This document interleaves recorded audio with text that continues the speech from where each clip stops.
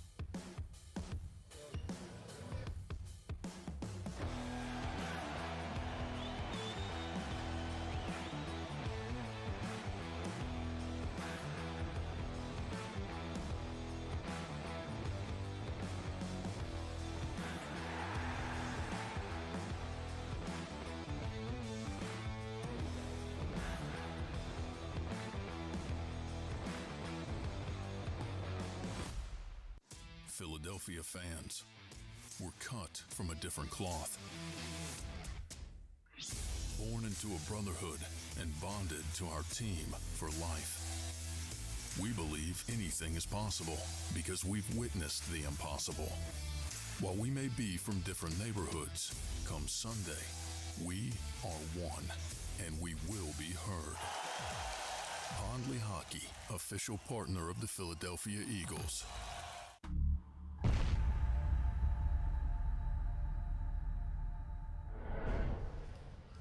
From the Gallery Bar, booking games at Ocean Casino Resort, this is the JAKIB Media pregame show. Marc Farzetta here with you, along with Derek Gunn and none other than Seth Joyner. Right out of the gate, before we start talking Eagles-Lions, we want to welcome you into the program and, of course, acknowledge the day, the anniversary of September 11th. We'll speak more about the anniversary later in the program. Gentlemen, I could not be more excited to sit here with you today to talk about the upcoming 2022 Philadelphia Eagles season. A lot of hype, a lot of excitement has surrounded this season. A prove-it year for Jalen Hurts. A defensive coordinator needs to prove it with all the pieces added to his side of the football, and you want to start it all out with a victory today, Gunner.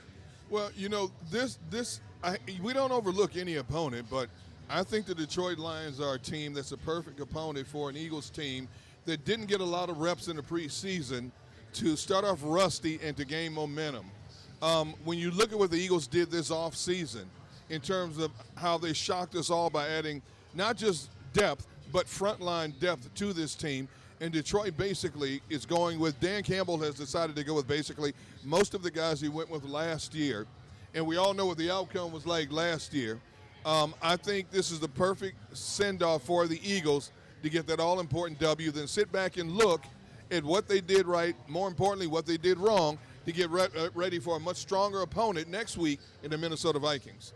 Absolutely. And Seth, we're looking at this right now. A lot of people have questions about the defensive side of the football. You talk about a defense that forced nearly the fewest turnovers in football last year, and a defense that was not nearly as aggressive as a lot of people wanted them to be. Second fewest sacks in the entire NFL last year. What do you need to see from Jonathan Gannon? Well, I'd really love to see him be just a little more aggressive. And when I talk about being aggressive, I'm not saying he has to blitz every single down. But there are points and times in the game where you have to bring pressure. points in time in the game where you have to heat a quarterback up and make him feel a little bit uncomfortable.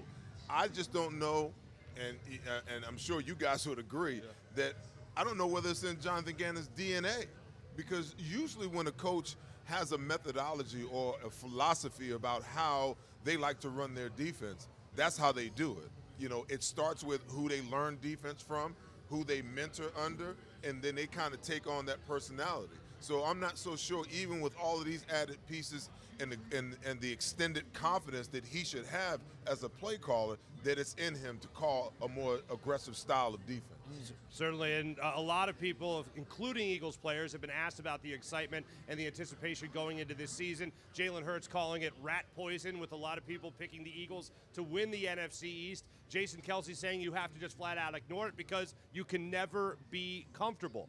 Fellas, how valid is that hype going into the season? Are the Eagles the favorite to win the NFC East, at least in your eyes? Seth, we'll start with you.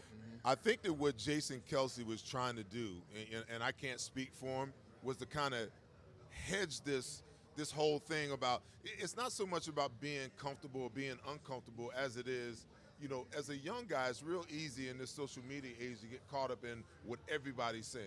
And all the noise that's going on around this team that, oh, they should win the NFC East, you know, and they're the best team, one of the best teams, you know, in the NFC. It's real easy to start believing all of those press clippings and all of that guru talk that goes on and lose sight of what's really important. And what is really important? What's important is that they go to work every single day, and they put in the work every single day, and they respect every single team that they're going to play, starting with the Detroit Lions. Yeah, you beat up on them last year, and to D-Gun's point, yes, the Eagles made much, much more of an improvement from a roster standpoint than the Detroit Lions did. But if you don't think that 40-46 crawl is still stuck, you know, in their throat, that's right, in Dan Campbell's throat, right, in Deuce Staley and Aaron Glenn's throat, then you're 100% wrong. And if you don't think that they're at least going to come out in the beginning fighting, you know, then you're dead wrong.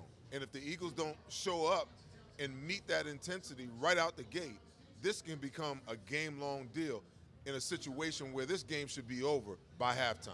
See, a message that was sent by Jason Kelce had to come from a player of Jason Kelce's status. Agreed. We have to keep in mind there's only a handful of players left from that 2017 team that knew what it was like to go through the wars to get to that Super Bowl. You look at how many future Hall of Famers they lost, frontline players they lost. They won that Super Bowl with a backup quarterback. How many backup quarterbacks do you know in the National Football League that have a statue outside the stadium? It doesn't happen. Okay, so that message had to come from a Jason Kelce, because as good as this roster looks, there's a bunch of players on this team that have never gone that far, okay? I don't care how good this roster looks on paper, they have never gone through the war. So maybe Jason Kelce spotted something in the conversations in practice or in the locker room that maybe these guys were starting to feel themselves and said, basically, you got to pump the brakes. Hold up. This is just round one of 17 rounds and then some to come. So, you know, pull the reins back just a little bit, because I hate to say this as we continue to go on this journey, just like every team in the National Football League, we're going to lose some players. We're going to win some games we're not expected to win. We're going to lose a few games we're not expected to lose. But that's a part of the highs and lows of the journey of getting to where we want to go in a National Football League season. And I know that it's only paper, and we could say that a lot, and I'm sure we will. It's only paper, but damn, that Howie Roseman paper is looking pretty damn good going into the season. We've seen this before, Mm-hmm. and I think that if my memory serves me correct, wasn't Jason Kelce, you know, just a young guy in that whole dream team? 2011. So he's seen what this looked like before. Yeah. So what he's trying to do is cut it off, you know, at the pass. He's trying to figure out how he can get these young guys to stay focused on what's really important, because he's seen with this whole dream team, we look great on paper, we should win the Super Bowl on paper thing actually looks like. You know, Seth, one of my biggest concerns going into this game is how long will it take to get the rust off, because you have all these star players. They've only played a couple of series together in a preseason game. Detroit's played their regulars a lot, and rightfully so, because of their record last year. How long will it take for this nucleus of players we're excited about to gel? Well, see, that's the thing that scares me as well, because I went back and I looked at the whole Hard Knocks thing. and they had some pretty intense practices. I mean, they were tackling to the ground. They were doing it all the things that the Eagles weren't doing.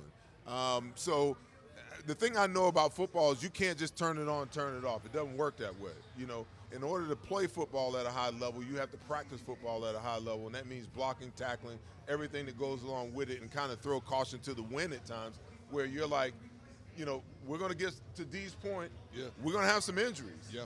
You know, what's the difference whether a guy gets injured in training camp or he gets injured in the first 5 minutes of game one today? Right. He's still going to get injured. So why all this protectionism? Just go out and practice the way you need to practice. And I'm not talking about practicing the way that we practiced back when I played. You know, that's different. I mean, I left games in Westchester and seasons in Westchester that I could have evolved way past 13 years, you know, had I not had to do that. But I'm not talking about that level. But there's a certain level of practice that you have to have.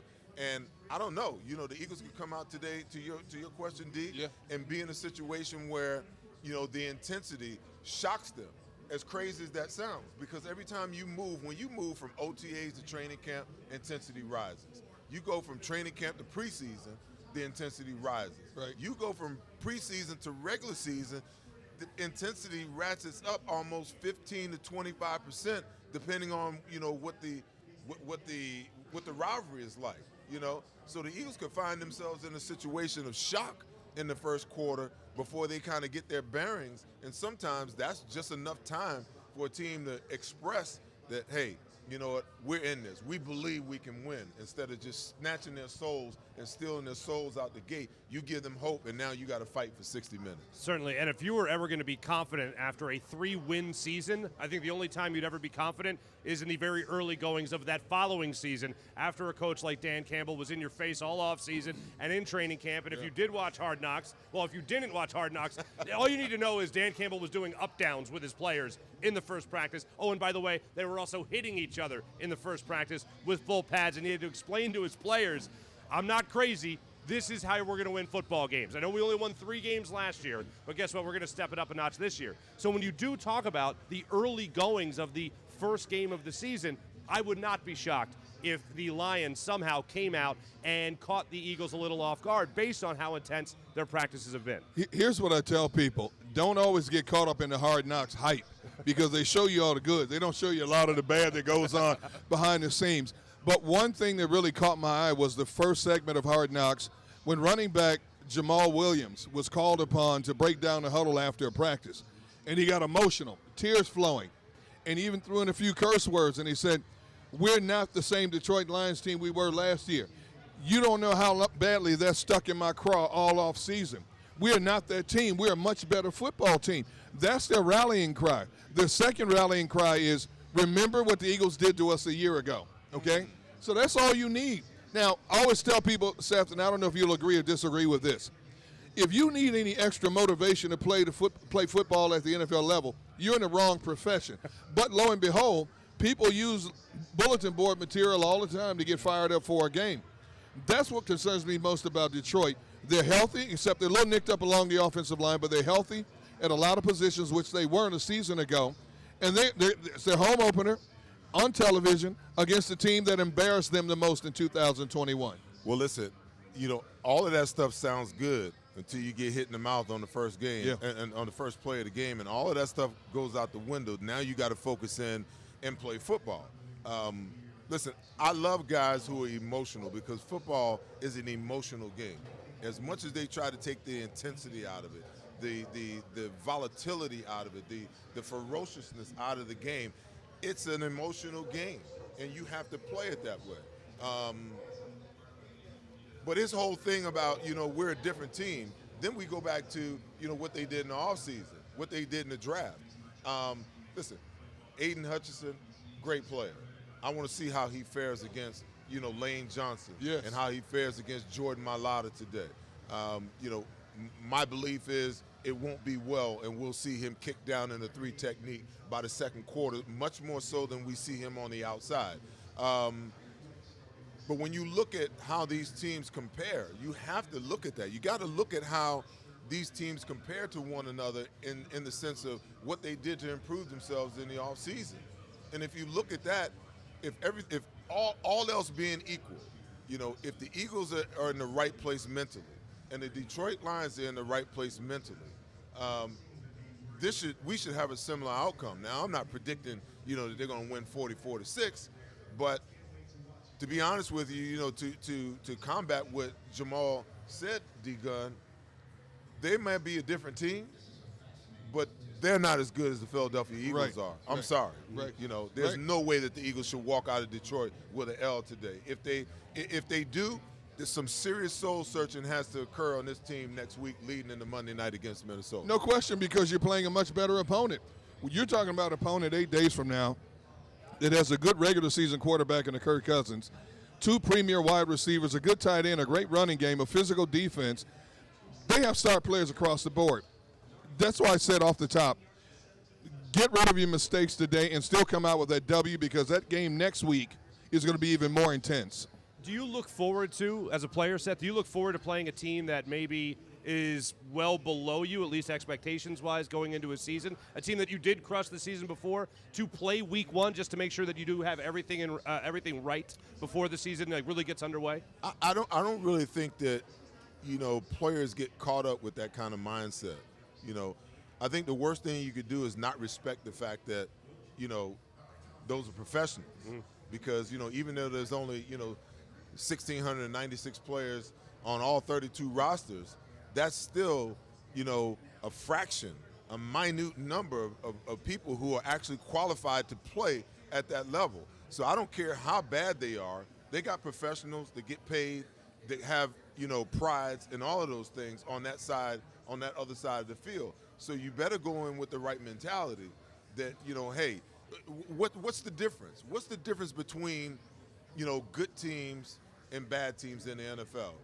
If you're going to say that everything being equal, most of these guys have earned a spot on one of the most elite levels of professions, you know, in the world. So then it comes down to coaching.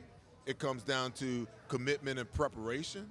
You know, those are the things that separate and make the difference. So any game I ever went into, yeah, there's different levels. You're playing the Cowboys, you know, hell yeah, I want to drag them through the mud. That's on a different level. When you're playing against guys, you know, when I played against better tight ends, better running backs, you know, the level of intensity goes up because, you know, I know that I got a chore ahead of me for the day. So there's different levels, but the truth of the matter is whoever you line up to play, they're professionals. They get paid to play like you do. They got athletic talent and skill like you do, or they wouldn't be in the league. And you going into that game, you better respect the fact that they can have a great day. And Gunnar, you certainly know this coaching staff well enough and the veterans on this team well enough to know that they got to match that intensity that the Lions are going to have, despite the disparity in talent that we could all talk about for a long time. Do you think that this coaching staff and the veterans on this team, and it starts with Jason Kelce saying what he said earlier in the week, do you think they'll be ready to match intensity for week 1 here? Oh, there's no question about it. This team knows what's at stake. You look at the number of players that are playing on one-year contracts for this team. You look at a guy like a Jason Kelce, this could be his swan song. This could be the last season Brandon Graham plays in the Philadelphia Eagles uniform. There's a lot of motivation behind a lot of these guys stepping on this field. And because of the significant additions they've made to this roster, the expectation has increased twofold in terms of not just winning the division, but when you look at the mediocrity in the NFC, there is a chance this team could do some serious damage beyond the regular season and possibly get to that NFC championship game. But you better be on point every week. You know, we keep talking about they have one of the weaker schedules in the NFL this year. Well, guess what? A weak sister can always jump up and slap you at any given moment, as we've seen time and time again. Was that a weak system or a weak sister? A weak sister. A weak sister. Okay, gotcha. Yeah. Just to be steer clear and just be careful of your sisters out there, everyone. When it comes to this Lions team, they did impress, and if you did watch Hard Knocks, it was pretty wild to watch what they were going through as what we were hearing about the Eagles at training camp, going down there, watching them practice, watching them get ready. But the biggest storyline here comes to young quarterbacks. Jared Goff obviously did not have a great year his first year in Detroit, despite posting a career-high in completion percentage last year. Did not look sharp, particularly. Jalen Hurts last year in this matchup, and we'll talk a lot about Jalen Hurts today, as you would expect, only threw for just over 100 yards last year in 14 passes. 108 to be specific. 108 yards against this Lions team. We can talk about measuring stick games throughout this entire season. but this is the first time we're going to get to see Jalen Hurts after a off-season of working with Tom House, working with different throwing experts, working out with his new targets, a guy like A.J. Brown, who he's very close with in his personal relationship, also getting to know Devontae Smith for another year and all that goes into it, another year with Quez Watkins as well. What can we expect from the Eagles quarterback today in a game that I started out the show by saying it's the game one of a prove-it year yet again for Jalen Hurts? Well, listen, you guys are going to look at me and wonder, who is this guy? But the Eagles need to throw the ball. They don't have to throw the ball this year. I'm of the opinion that Jalen Hurts has to throw the ball at least 30 to 35 times a game, if not more, because they need to find out whether he's the guy or not. Now, that doesn't necessarily mean that you come out in the first 10 plays, you put the ball in the air.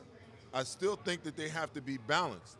I think that they have enough weapons around him now that if they run the ball effectively, their playbook is going to be so wide open, he's going to have options all over the place. He's just going to have to understand that, okay, if my progression is right to left, by the time I get to the second read, that ball should be out of my hand.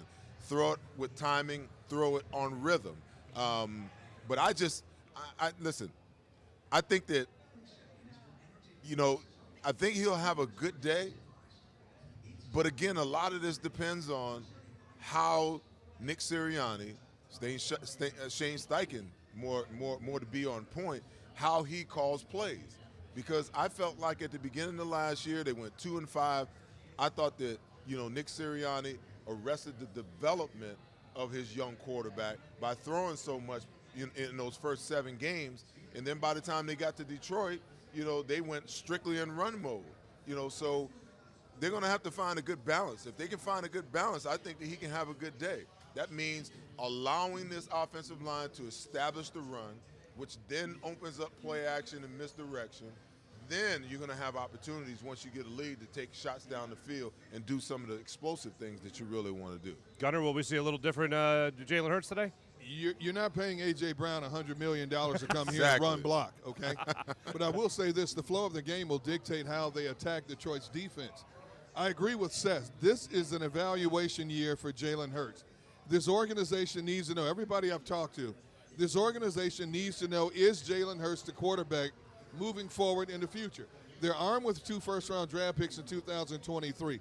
They would love to spend those draft picks to shore up other areas, especially young, promising frontline talent somewhere else, because they're going to lose a number of players to free agency after the season is over. You can't pay everybody.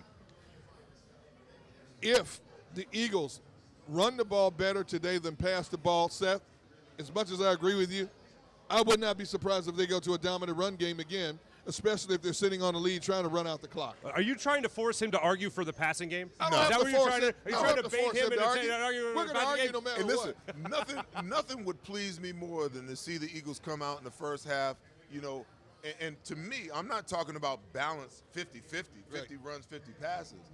I'm talking about if you can come out and run the ball 40% of the time and throw it 60% of the time, and you can dominate and you got a lead, and then you get into the second half and that number flips where you're running it 60% of the time and only throwing it, hey, I'm pleased as punch, man.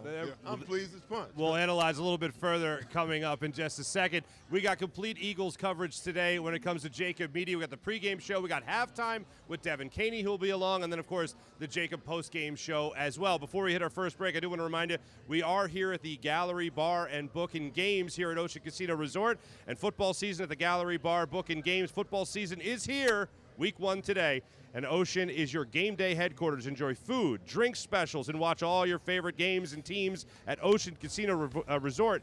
Viewing is available at the Gallery Bar, Book and Games, and Top Golf Swing Suites as well. Go for the cheers, watch, bet, eat, and raise a glass to your favorite teams all season long. We'll be back with more Birds coverage in a few. At Pond Lehocky, we've recovered billions of dollars for our clients, and we're confident we can do the same for you. With over 250 years of combined courtroom experience, we've helped over 100,000 injured clients obtain some of the largest settlements in Pennsylvania. One conversation is all it takes to help you and your family get back on track. If you've been injured in an accident, give Pond Lehocky a call. Do you stream on a Roku, Fire Stick, Android TV, or Apple TV? Now you can watch 6ABC 24/7 with the 6ABC Philadelphia streaming app. The big story on Action. Search 6ABC Philadelphia and start streaming today.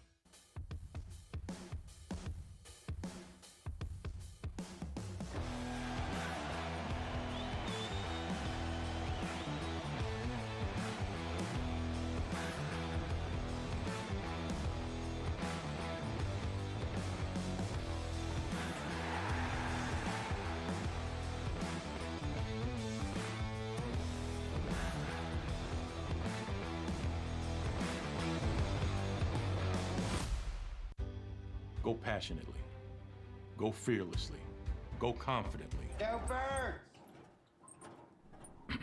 Go confidently towards your goals with First Trust, Philly's hometown bank for nearly 90 years, and the official bank of the Philadelphia Eagles. We're focused on getting you over the goal line. So go with conviction, go with trust, Go Birds! and go forward with us by your side. First Trust Bank, the official bank of Philadelphia dreams. Up, and go Birds.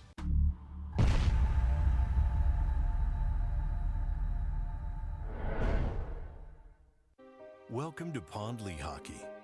We've helped over 100,000 injured and disabled workers obtain benefits, as well as some of the biggest settlements in the state.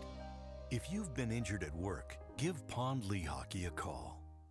Score and save in southeastern PA and Delaware with Colony Pools this football season, and let the experts close your pool with a custom Merlin safety cover in green for the birds. And if you join our Winter Watch team, we'll give you another 20% off, and Colony Pools will handle it all. Keep your tiles on your pool, not in your pool. Fly with Colony right now, Birds fans. Visit flywithcolony.com. Jeff D'Ambrosio, Destination Downingtown's 5-day used car super sale. Jeff puts an end to high prices now. 5 days of the best car, truck, and SUV deals ever. Over 1,000 vehicles, every make and model. Stop overpaying. See Jeff today and get a quality car, truck, or SUV now. The 5-day used car super sale. Experience how easy it is to deal at Jeff's. Nobody treats you better. Nobody gives you more. Jeff D'Ambrosio, Destination Downingtown. GoJeffAuto.com.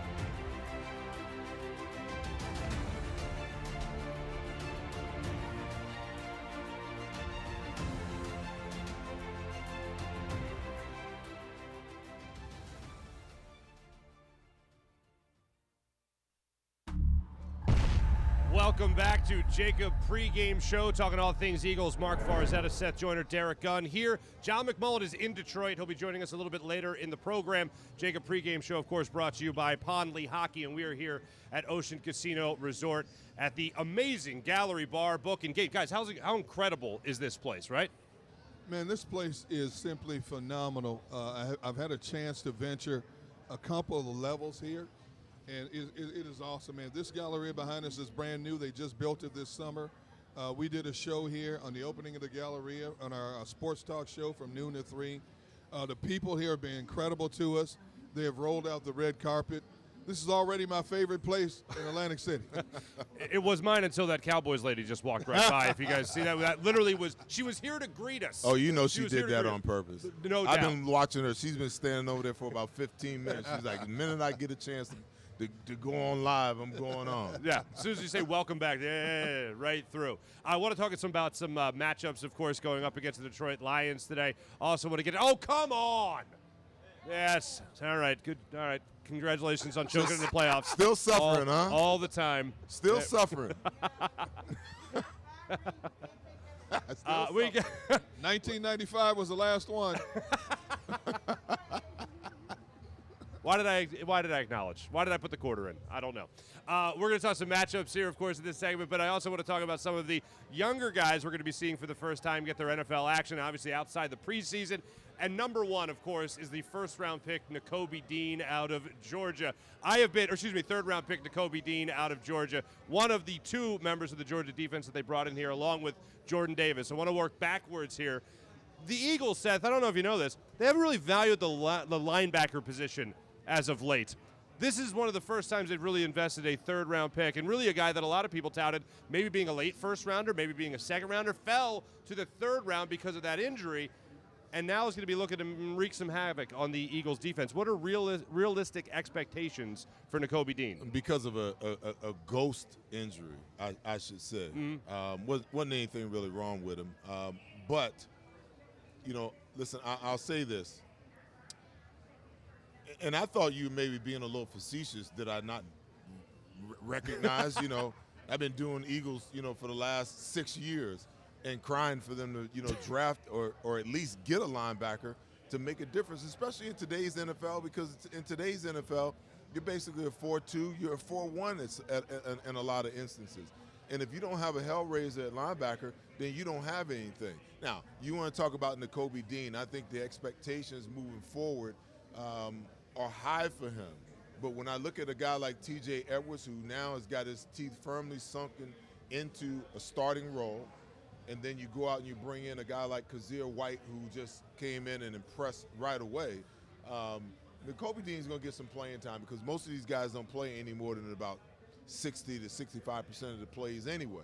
So they're going to be rotating guys in and out. He's going to get some playing time. But I don't expect anything grand, anything big, because there's still a learning curve. I don't care how good you were at the collegiate level.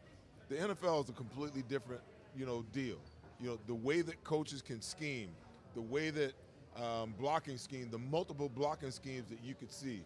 College football in a lot of ways is pretty simplistic in compared to the NFL. So there's a learning curve that still has to happen for him. But I'm just excited that we finally got a darn linebacking core, D-Gun. I couldn't agree with you more. One. I couldn't agree with you more. Not just one, not two, not three. I haven't seen the linebacking core this deep since the days of Jeremiah Trotter and Carlos Emmons and those guys.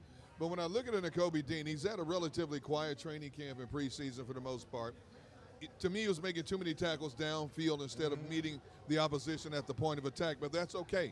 He's not required to come in here and be the man right now because of the structure of the linebacking situation the way it is right now. He'll gain momentum. I can see him right now being a situational linebacker in terms of pass rushing exclusively.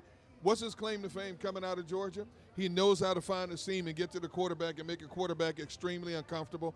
I can see Jonathan Gannon utilizing him in that aspect initially. Okay. That is an interesting matchup, obviously, that the Eagles have to look forward to see what Nakobe Dean could do against an offense like the Detroit Lions. Now looking at another position here, a guy that only bolsters a already pretty stout defensive line is Jordan Davis. And I know he impressed a lot of people when it came to the first preseason game. Preseason game number 2 against the Browns didn't stand out as much, and then against the Miami Dolphins, he only played 7 snaps, and about 4 of them he was double-teamed. When it comes to the expectations for a guy like Jordan Davis, you're not just talking about the impact he can have as one player, but what he could do for a guy like Fletcher Cox, what he could do for the rest of that defensive line. Are we overhyped about Jordan Davis based off preseason game number 1, or do you think this will be a guy that will fit right into that Fletcher Cox role maybe after this year? Well, this is Philadelphia. Naturally, we're overhyped in a lot of ways about excited, a lot of things. Excited and rightfully so. I refer to Jordan Davis as a mobile home on 2 legs. Anybody 6'6", 340 pounds that can run a 4.7 40, that's unheard of. That's inhuman in a lot of ways. The best thing that happened to Jordan Davis coming to Philadelphia was he does not have to come in here and be the man right away. He has 2 Pro Bowlers in front of him, 2 high-priced commodities, 2 proven veteran entities in front of him, and let us not forget Milton Williams and what he contributed a season ago. So his graduation curve from the college ranks to the pros is going to be a lot better for him. He played like 35% of the snaps at Georgia.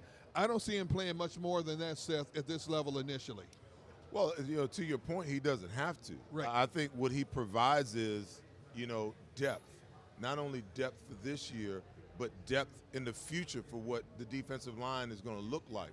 I mean, You know, I was watching the Thursday night game, and I was really impressed with, you know, what Buffalo has built from a depth perception, you know, of in their defensive line, and they rotate people and they keep people fresh.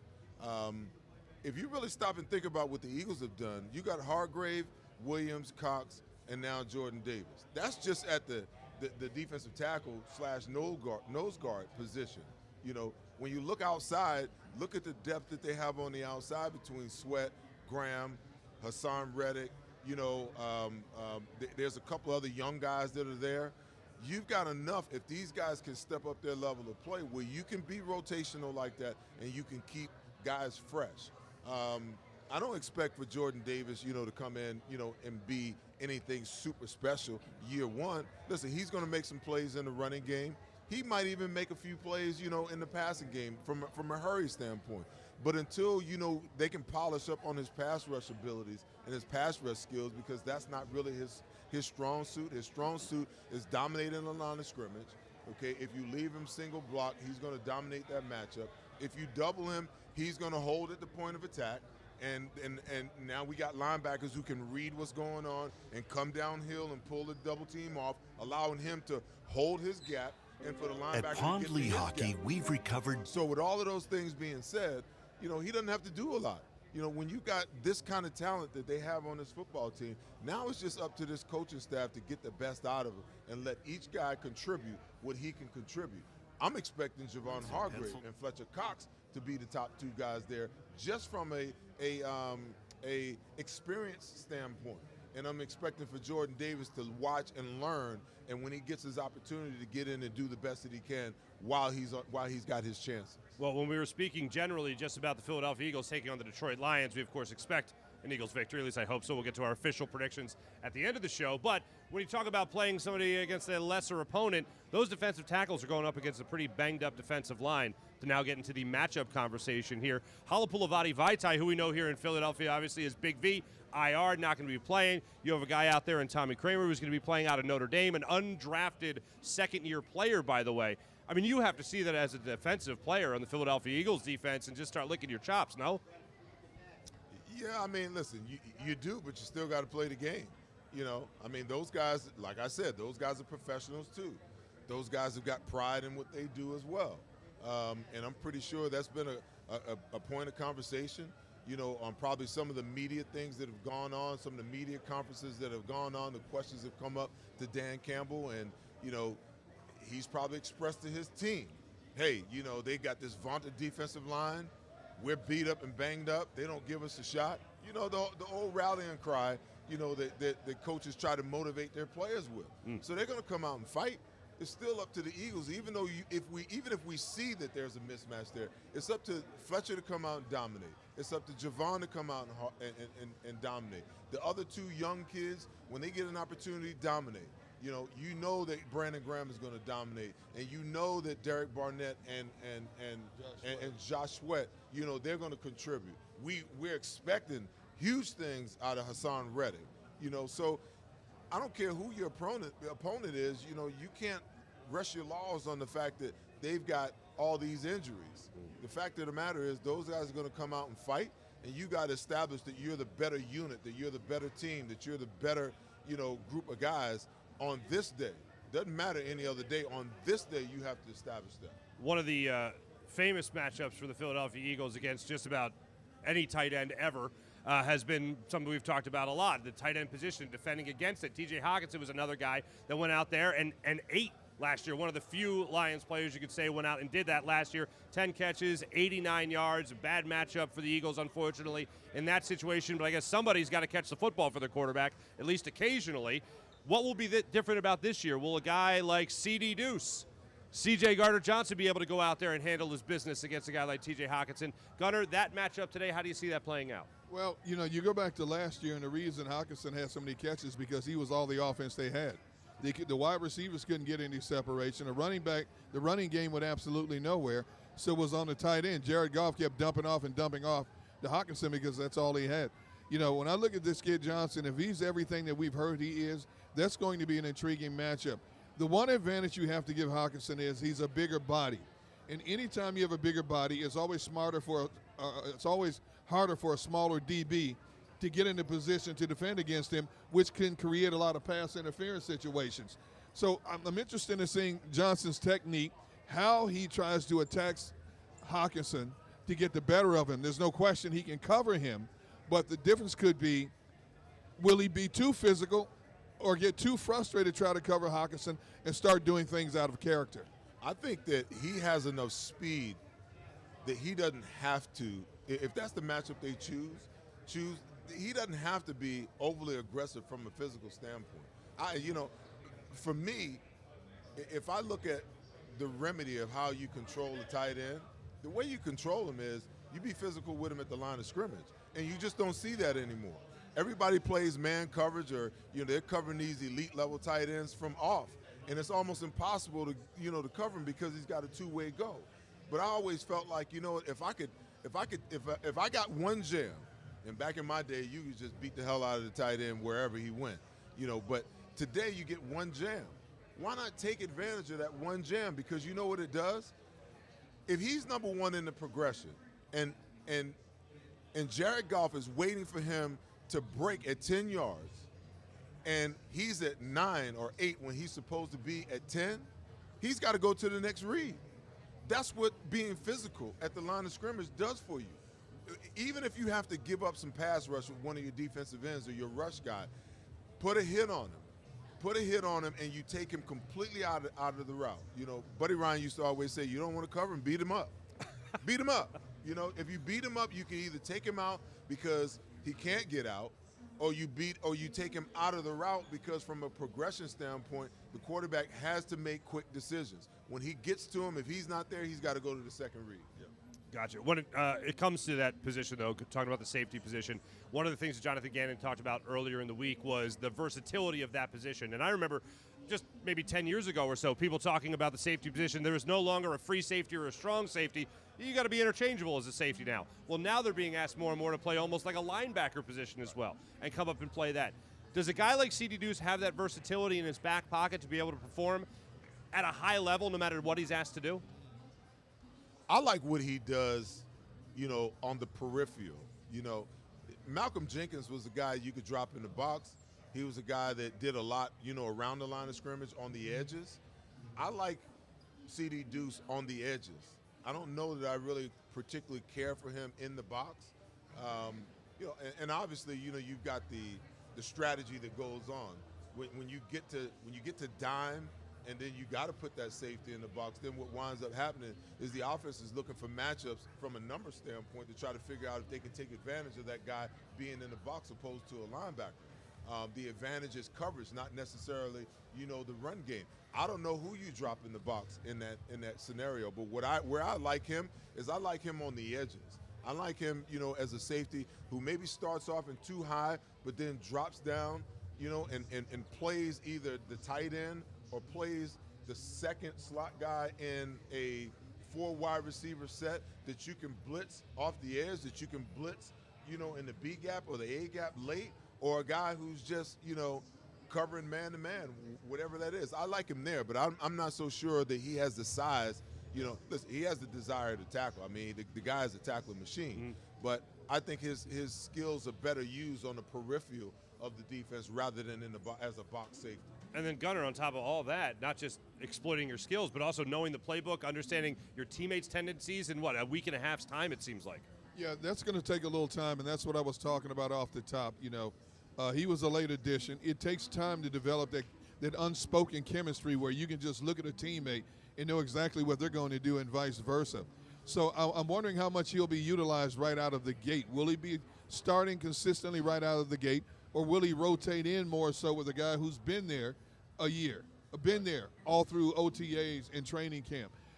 There's no question he's a top quality football player, but it doesn't mean he has to hit the ground running right now and know everything. And don't put him in a situation where he's more of a liability than an asset. All right, coming up in a minute, we're going to talk to our friend John McMullen from Detroit. He is in the Motor City right now, standing by to talk to us about what's going on right now. And the latest, he'll give us some inactives, also what the players could be saying as they're going through the tunnel and all that. And then we're going to get into a little bit of where do we stand. We're going to go over a couple of names with the Philadelphia Eagles. You, of course, know them, and we're going to talk about where we stand on them heading into the 2022 Eagles season. We are live here from Ocean Casino Resort. Make sure you guys stop by, come down here and watch the games at the Gallery Bar Book and Games. And also, the Gallery Bar Book and Games, they have set the stage for social gaming. Big game nights and an unforgettable after-hours experience featuring a 100-foot elevated bar and lounge as well. So Ocean Casino has it all for you when it comes to betting and watching all your NFL games as well. We'll be back. Seth Joyner, of course, Derek Gunn, Marc Farzetta with the JAKIB pregame show, brought to you by Pondley Hockey.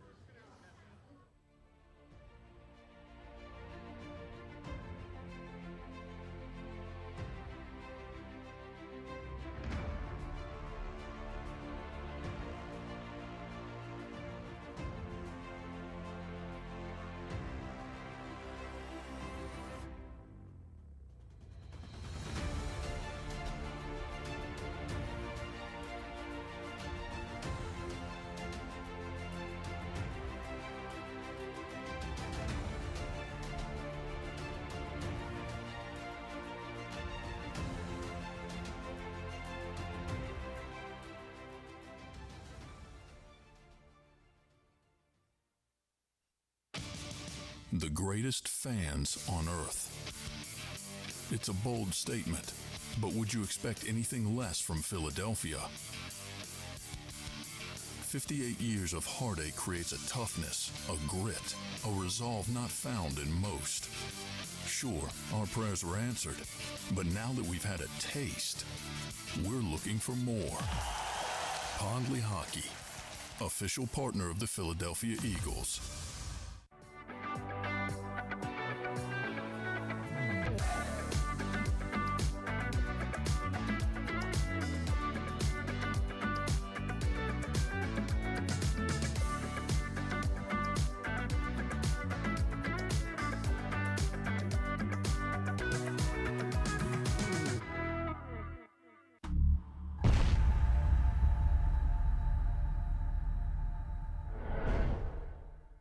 Celebrating the life of your loved one is what we do at Life Celebrations by Givnish. When the matriarch of the Dalloway family died suddenly at 82 years old, Life Celebrations by Givnish stepped in.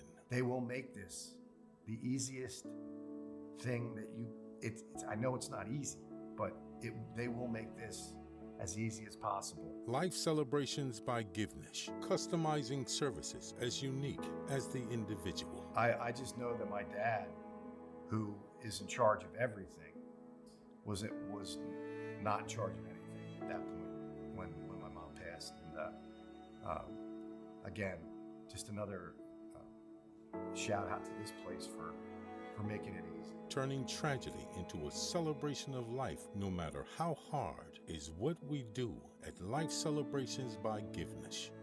Life Celebrations by Givnish, customizing services as unique as the individual.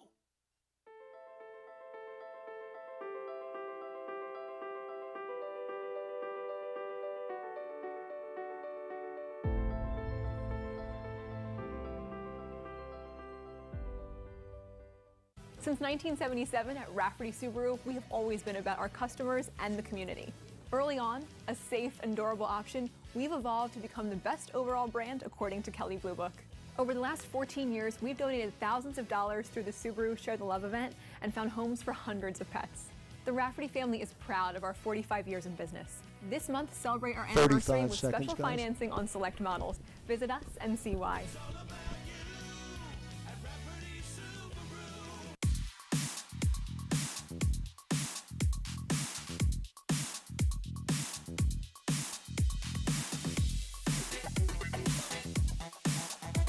Here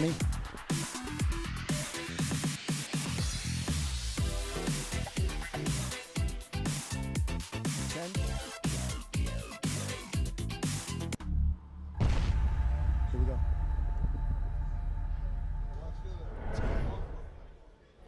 Welcome back to JAKIB pregame show. Marc Farzetta, Seth Joyner, of course, and Derek Gunn here from Ocean Casino Resort. We are brought to you by Pondley Hockey. Coming to us from Detroit, Rock City, Ford Field, our good friend John McMullen back with us. John, how are you, brother?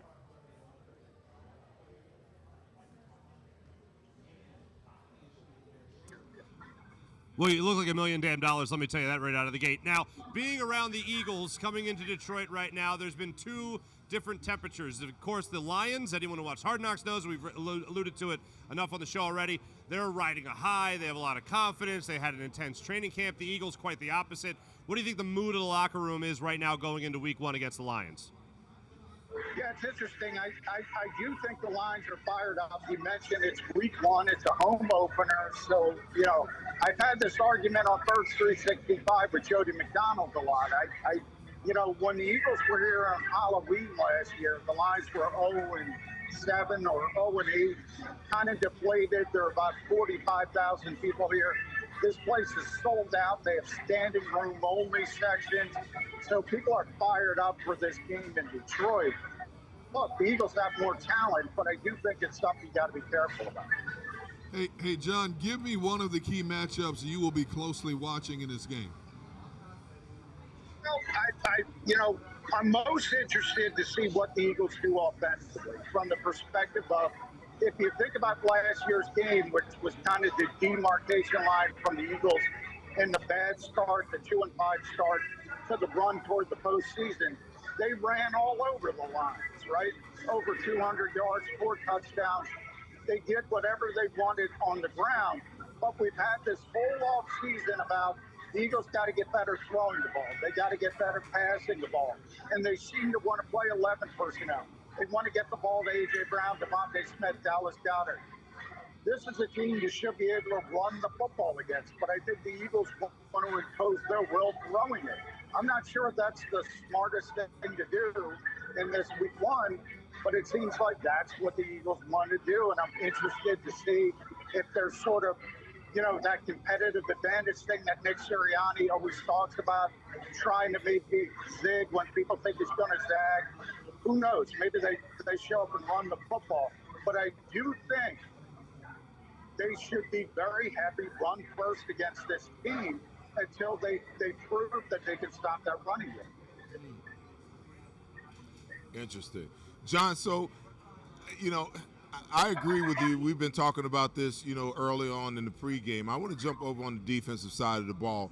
When you think about Jared Goff, and I think one of the main reasons that the Rams and Sean McVay moved on from Jared Goff is because they felt like he couldn't handle the pressure situations. They needed a guy who, he could make all the throws, but when he was under the gun, when the pressure was on, he seemed to fold every single time it happened. I mean, I felt that way when he was coming out of college, that pressure was his kryptonite. The Eagles can get pressure because they're fresh with their front. Is it way outside the realm of possibility? Because you've probably been front and center for some of the press conferences for Jonathan Gannon. Is there an aggressive bone in his body when it comes to attacking quarterbacks and making them uncomfortable? No, he's kind of a new age defensive coordinator. I don't want to say no. I mean, the goal is to get to 3rd and long, right, Seth? So the goal is to get to 3rd and long, and then it's about getting home on the pass rush with 4 and having as many people in coverage as possible. So that's the goal. To me, the difference is, all right, if you don't get pressure, you then ramp it up. In other words, if 4 can't get home, are you going to use 5, or are you just going to sit back and do what you always do? What I can tell you is they're going to run a Vic Fangio scheme. So what does Vic Fangio do? Well, he wants to play a lot of cover 2, a lot of quarters, a lot of zone coverage. He wants to spin off things at the snap to confuse the quarterback. But number 1, they want to get home with 4 guys. And if they have to rush 5, it's not what they wanted to do. So, it's always about what you want and what you need. If the Eagles need more of a pass rush, he needs to get more aggressive. I think the hope is he won't need to get more aggressive. The other thing is you have to kind of get them behind the sticks or off schedule as well. Listen, DeAndre Swift is a very, very capable, very good running back, okay? They didn't have him in that game last year. So they're going to have him healthy and well today. So that theory, you want to get the 3rd and long, you know, if DeAndre Swift is running the ball halfway decent on first and second down, or first down and then you go play action on second down and you try to get half of something, you know, you might not ever get there. So at some point in time, you're just going to have to bear down and say, okay, we got to go get him, you know, because it's, to your point, it's a big difference between what you want and what you get, what you can make happen and what actually happens. Yeah, and I think, you know, the one, and that's Jordan Davis, right, Seth? So, I mean, Jordan Davis is supposed to be this Vita-like presence in the middle of this defense. And you want, right, run DeAndre Swift, you want 2nd and 8, 2nd and 9. Run him again, you want 3rd and 7. That's what Jordan Davis, that's what his presence is supposed to bring to this defense. And then you can unleash Hassan Reddick on 3rd down. So that is sort of the game plan. That's what the Eagles want to happen. The one thing I agree with you, DeAndre Swift is a very good player. You know, Amon Rossi Brown's a very good slot receiver. T.J. Hawkins a very good tight end. But the Lions don't have a lot of splashy players, a lot of big players, explosive players. So I think the Eagles are comfortable saying, all right, if you gotta drive the field 15, 16, 17 plays, we're comfortable with that. Right. I know that's probably not what you like, Seth, but I think that's what Jonathan Gannon likes, and that's his goal, because his thought process is if he makes you go 15 plays, you're going to make a mistake. Maybe it's a holding. Maybe it's a false start. Maybe it's a turnover. But it's very hard for a team like the Lions to go 15, 16 plays, and I think that's the philosophy. Gotcha. John McMullen, we appreciate you joining us all the way from Detroit. Before we let you go, what is your prediction for Eagles-Lions Week 1? I do think the Eagles ultimately are going to out-talent the Lions, but I think it's going to be a lot closer than people think because of that Week 1 hype. Everybody's excited. I have the Eagles winning the game 24-20. Oh, 24-20, a little uncomfortable for some Eagles fans. John, thank you so much, man. Safe travels to you. All right, thanks, guys. Absolutely. John McMullen joining us all the way from Ford Field in Detroit. We'll get to our predictions coming up in just a minute here to end the program. But I do want to talk about a couple of different things here that we touched on earlier when it comes to where we stand on certain players and coaches with this football team. Gunnar, I want to start with you here. Where do we stand with Miles Sanders going into this season? Big year for him, contract-type year. Also coming off the hamstring injury that he suffered in training camp. Has underperformed over the last couple of years. Where do we stand right now with Miles Sanders? When I look at Miles Sanders, the first word that comes to mind is electric. Because when he gets the football in his hands, he can be electric. He's a home run hitter when he gets in open space. Dual threat, running the ball, catching the ball. Miles Sanders can be that game changer. He's playing with a proverbial chip on his shoulder because people have labeled him as this injury-prone running back and not durable for a duration of the season. He knows what's at stake. In an era where the running back's value has been devalued across the league, he wants to be able to maximize his money potential earning, whether it's with the Philadelphia Eagles or with somebody else. I expect him to be an integral part of this game, both in the running game and the pass-catching game. Seth, where do you stand? Miles Sanders. Listen, I agree with D. Gunn wholeheartedly. I think what Miles needs to do is Miles needs to just relax, okay? I think last year he was pressing. He saw the rookie come in and get 4 rushing touchdowns, and he had 0 the entire year. Towards the end of the year, he did some very uncharacteristic things, running out of bounds, stopping the clock in situations, and I believe he knew that he's playing for a contract, and he was trying to press the situation. And more than likely, when you press, that's when you get in trouble. That's when you make mistakes. That's when you drop footballs. He just got to relax and play. He's got all the skills that a running back needs. He's got speed. He's got elusiveness. He can run with power when he needs to. He can catch the ball when he's focused on catching the ball instead of trying to run and catch the ball at the same time. I just believe that, he's the ultimate running back to me. And I think that if he just calms himself down and realize that the situation will be what it's going to be, you're going to have a good year. They need you to have a good year. Just let it come to you. It's almost like it's like you can't force things into being. If you can learn how to relax, I don't care what position, what sport, no matter what it is, the minute you talk about quarterbacks and the game being able to slow down for them, it's the same situation. If he'll just let the game slow down and take what's there, he's going to be fine. All right, now, Seth, I'm going to go right back to you for this one. Nick Sirianni and Shane Steichen. We've only alluded to their play calling earlier in the show, but when it comes to those two and how they're going to be doing it, basically, for those who missed it, Nick Sirianni is going to be doing the game planning, and then game day, the calls are going to go to Shane Steichen. How will that dynamic work? Where do you stand on that? Well, it'll be interesting to watch. You know, I've seen these instances happen before where, you know, head coaches are play callers, you know, and they give up that responsibility to be the CEO of the entire deal. And you can see them walking up and down the sideline. They're just scratching. They're just itching, you know. But realistically, Shane Steichen is going to be having conversations because Nick Sirianni is plugged into every coach on that staff, you know, that has a headset on. So it's even though he's given the responsibility to him to make the call, don't think for a second that Nick Sirianni is not going to be involved in the selection of that play, right, whether it's run or pass, or, you know, what the coordination is going to look like in that call. Listen, if Nick finds it that this is what he needs to do to be a better head coach, then I'm all on board with it. And there's also rumors that towards the end of last year, Shane was already doing it without us, the media, having knowledge that he was actually doing it. Gunnar, will this work? Where do you stand? No, there's no question. When a head coach delegates play calling to his second in command, that tells me that they're both on the same page. They're simpatico in terms of how they think they should attack down, distance, situations.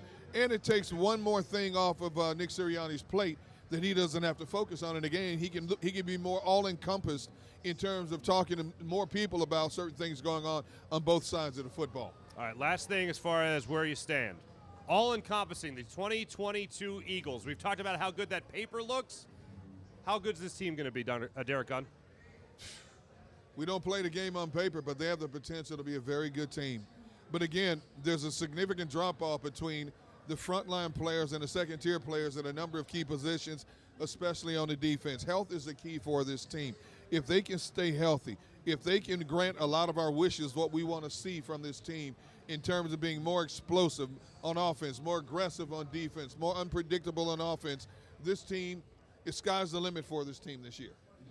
Well, I believe it is. I think that, you know, there's some dynamics here, D, because you've got some older veterans that's been around here for a long time that's actually playing for, you know, to be able to be here beyond this year. You've got guys who have tasted, you know, a Super Bowl victory, you know, and they're getting to the end of the road, and they want to taste it one more time. You've seen the comings and the goings that Howie Roseman, you know, has done this offseason. You know, even leading up to last week, he's still moving pieces around the chessboard. So when you see that as a player, you begin to understand that, you know, if I'm not one of the top 22, that nothing's off the table. I could be here today, gone tomorrow. So that creates a whole different mindset, or at least it should, in how these players begin to think. And then from a leadership standpoint, I think you got leadership on the defensive side of the ball that you haven't had since Chris Long and Malcolm Jenkins left. There's no questioning the leadership that's on the offensive side of the ball, and Jalen Hurts continued growth into that position. And I think that there's enough on this team that will take those young guys by the scruff if you have to, and pull them along and get them to understand the importance of what's in front of us right now and what that means to, you know, not only the city and not only the organization, but every guy in that locker room, because this year is this year. And the one thing I know is that the only thing that's guaranteed is this year, these 17 games. Beyond that, there's no guarantee. There's going to be a 10 to 20% turnover on every roster. Some guys are going to be here next year. Some guys aren't. Let's make the most of what we can make the most of, and that's right now, this season. We just heard from John McMullen give us his prediction for today's game, 24-20 in favor of the Eagles. My prediction, and Fells, we'll get yours as well. I'm going 27-17 in favor of the Philadelphia Eagles. The Lions score first in this game. They won't match the intensity right out of the gate. The Eagles won't, unfortunately, but they will win this game 27-17. Lions getting an early score and a late score, but the Eagles handling it throughout. Gunnar, where are you at? Well, I think they're going to have to weather the storm early on of the Lions' emotions. When the game settles in, it'll be a close game at halftime. but I expect the superiority and talent of the Eagles to pull away in the second half. I'm going to say Eagles 31, Lions 17. 17. What do you got, Seth? Listen, I like D. I believe that, the first half of this game would be relatively close. I think the Eagles go in at halftime.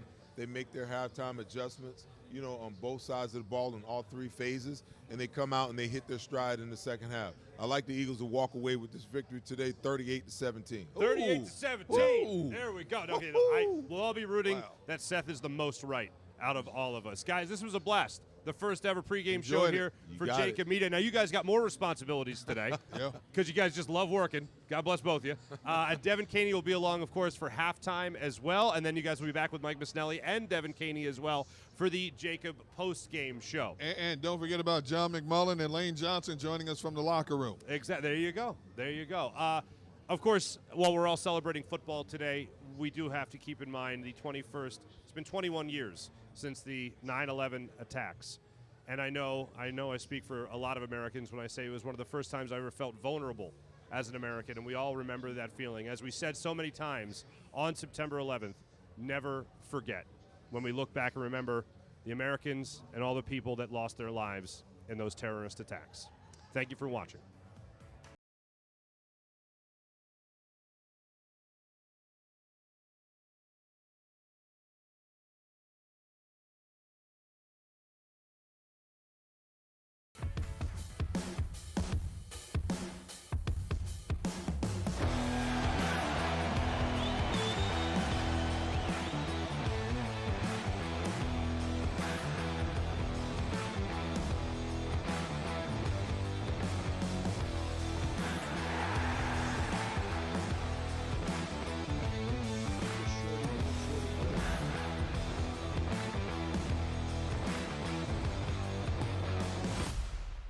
Philadelphia fans were cut from a different cloth. Born into a brotherhood and bonded to our team for life. We believe anything is possible because we've witnessed the impossible. While we may be from different neighborhoods, come Sunday, we are one, and we will be heard. Pondley Hockey, official partner of the Philadelphia Eagles.